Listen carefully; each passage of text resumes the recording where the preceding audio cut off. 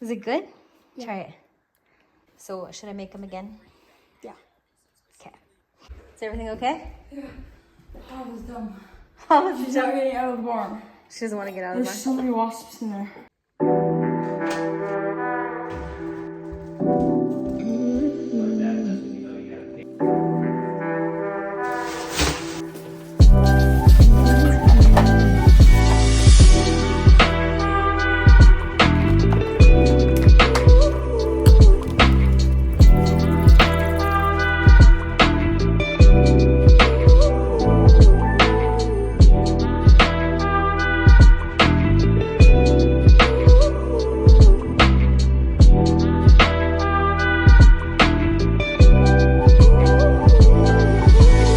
Back to the grind. Trin's closet and Trin's room today. Trinity, don't watch this video. Your room is messy. Mama's gonna clean it today. You can tell other kids have been in here.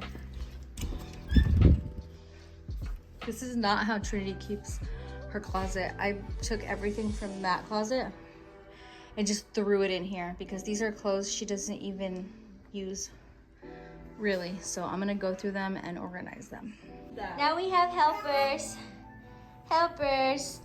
See, we're making progress. We got piles. Piles and piles. We still got those to go. We did it. It's clear. And we fit it all in with one. I fit it all in with one. I'm by myself. One hanger to spare. What I did was I put small stuff, smaller, lighter things on here and covered it with the big jacket. So there's a bunch of things hung up. Look at that. Oh my gosh, so much better. I'm gonna bring all my shoes and put them in there. Done. All right, we're gonna make a new chicken tonight.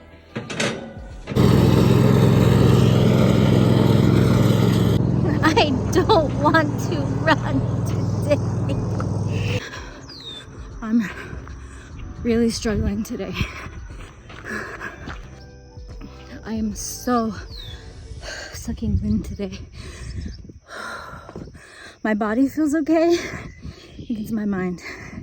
My mind is struggling. I'm feeling really discouraged and I don't even know what to say.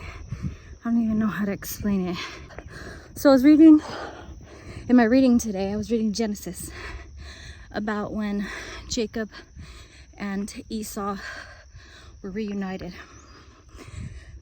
where God told Jacob to go back to the land of his father, but he was afraid of Esau because of what he did. He stole his birthright, he stole his blessing, deceived him, and Esau said, after he's done mourning his father, Isaac, he's gonna kill his brother.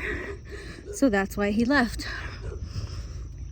in the first place. But years had gone by and he was told to go back, and he did. Can you imagine having to face what you did, the wrong that you did in the past, especially to your flesh, your blood, your brother? Imagine having to face that, like what grief it probably brought his spirit and his soul. And I think it so relates to us today. It relates to me today. There are things in my life, just like my house, there are dirty places that I don't even want to look. I don't even want to go. My garage basement, I don't even want to go down there, because if I don't see it, it doesn't exist, you know? And I think that's a part of a coping mechanism that I've dealt with my whole life. If I don't see it, it doesn't exist. Out of sight, out of mind. That's literally how I function and how I feel like I kept my sanity my whole life. There were parts of me that I didn't want to look at. There were parts of my life that if I didn't give it attention, or if I didn't acknowledge it, then it wasn't real. It was really easy for me to pretend to be somebody else. It was easier to pretend that I was somebody else than to face who I really thought I was. and who I really knew I was. People used to say, because I feel and I think I am an introvert. I am very much an introvert, not like my husband, who is a true extrovert. I like being with people, but I need to be by myself. I need alone time. I get power and I get charged by being alone, not by being around people. People take energy from me. But I do like to have fun and I do like people. But when I was younger, they're like, how could you be an extrovert? You were a cheerleader. You did all these things, you know. I was pretty outgoing to everybody else, I would say, maybe. But that was because it was easier for me to become somebody else. When I was cheering, I was not me. It was like a show. I don't know how to explain it. But as I get older, I understand trauma and how it makes you dissociate with who you really are and dissociate from pain and become somebody else just so you don't have to face the pain and the truth about what your life really is. It's a trauma response. It is a way of your brain protecting you, of your body protecting you from the pain of the trauma that you've gone through. But it is not a healthy way and a good way to live your life. It is very dysfunctional. You will hurt yourself and everybody else involved in your life if you don't take care of the trauma.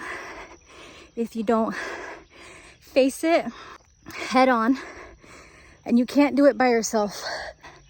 Not even counseling will take it away. You have to face it with God on your side, because it's a supernatural thing. It's a response. It's a spiritual battle. You have to face it. You have to face it with Him. He's the only one that will heal those scars, those invisible scars. You feel them, but you can't see them. Maybe you can see them, but you sure can feel them. The torment here, the torment in your soul. You have to face it. Just like I don't want to face my mudroom. I don't want to face my basement. I don't want to face my yard. It's a lot of work living on a farm. I don't want to face all of the things that I've done wrong. All of the places in my life where I've fallen short. And I'm not doing what I know I could be doing and that I should be doing and that I was told to do. But today is a new day. Today is Friday. It could be Face It Friday. Face it. Face those things. Face the broken parts. Face the trauma. Face the broken relationships. Face the mess. Face the mistakes. Face the sin. Face all the things that you're running from and you're pretending are not there. The things that you pushed under the rug.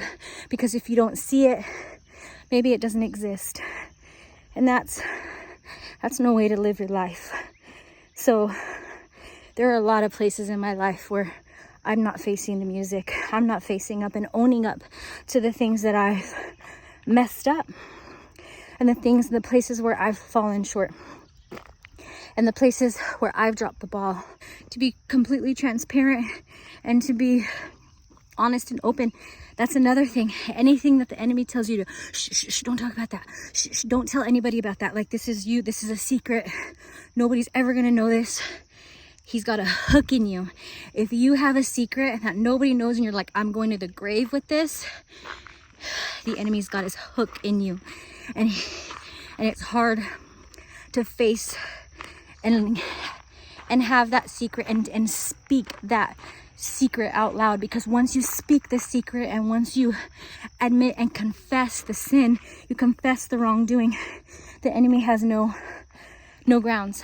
The enemy loses power when you shed light on darkness and when you shed light on secrets. And usually secrets are, you want to keep them in darkness, right? We're children of the day. We are not children of the night. If you call yourself a believer and a follower of Christ, you're a child of the day. Everything in your life should be able to be open to the day and in the light. Be transparent for myself. I've not been the best wife. I've not been the best mother. I've not been the best homeschooling mom. I've not been the best teacher for my children. I dropped the ball in so many areas, and everybody does. We're human. I think I see one of my kids at the lake, at the creek. Gosh. I'm pushing myself so much harder today. And this message. Time, 28 minutes, 18 seconds. Distance, 2 miles. Average pace, 14.09 per mile. I'm talking too much. I need to cover more ground. I'm back at 14 minutes a mile. Whew. All right. I'm pushing myself because there are so many places that I want to do so much more. And it's like, why can't you get yourself together? I'm trying, okay? Little steps. And I know I should give myself grace. But there's a season for that. I have no excuses. I have no excuses. I don't work full time. I have everything. I can do anything and everything where I am. I have all the time in the world. There are no excuses. Stop making excuses. Write down the things that you believe you are capable and you believe that you are able to rise to the challenge and do and be the woman you've always wanted to be. And do it. Grace, here goes my girl. Grace period is over. It's showtime. I am so winded and it hurts. But you guys, it's now or it's never. If you don't do it now, you're never gonna do it. So just do it. Even if you look stupid and cringy. Look at me right now. I look stupid and I look cringy, but I'm doing it. And I'm gonna do it because I can. Because I can. And I'm gonna do it. And you can too. You have to. Don't let your dreams die. You're never gonna get another chance. You're never gonna be younger than you are today. Never. You're only gonna get older. You're only gonna get slower. You're only gonna get weaker. You're not. It's gonna be hard. You're gonna wanna give up. You're gonna feel alone. But I promise you, you're not alone. There are a lot of people who are running after the promise that God has planted inside of them. And you're not doing it for selfish reasons. You're doing it because you have a God-given purpose and call in your life. And you're gonna do it no matter what anybody else says, no matter how dumb you look. What people say, it does not matter. You need to walk and run the course that God has placed before you to run. Stay in your lane. Stay in your lane. Don't deviate because you see someone else doing something else. Stay true to the course that He's called you to. I'm on my last mile. I'm not going to record and I'm going to try to break this time. Okay? I think I can do it. Never have I been so happy to get a 13-minute mile. 13.26. I broke 14. That's all I wanted to do. Baby steps. Back at home. Pausing workout. Gonna stretch. Workout completed. Time, 59 minutes, 51 seconds. Distance, 4.18 miles. Average pace, 14:18 per mile. Finish dinner before we all get together. I just need to make this honey garlic glaze that goes over our chicken. I made this seasoned chicken, and then you make a honey garlic sauce and it goes over it. So I'm gonna do that right now, and then we're gonna have dinner together. Love the feeling of running.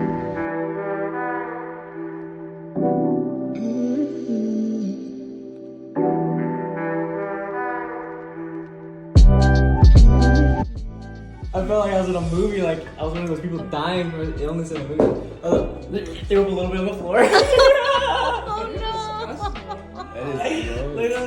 That was a little bit on the towel that I was laying on. Like it was your last breath or last. Yeah. Last piece of life. And I was all tingling. Oh no.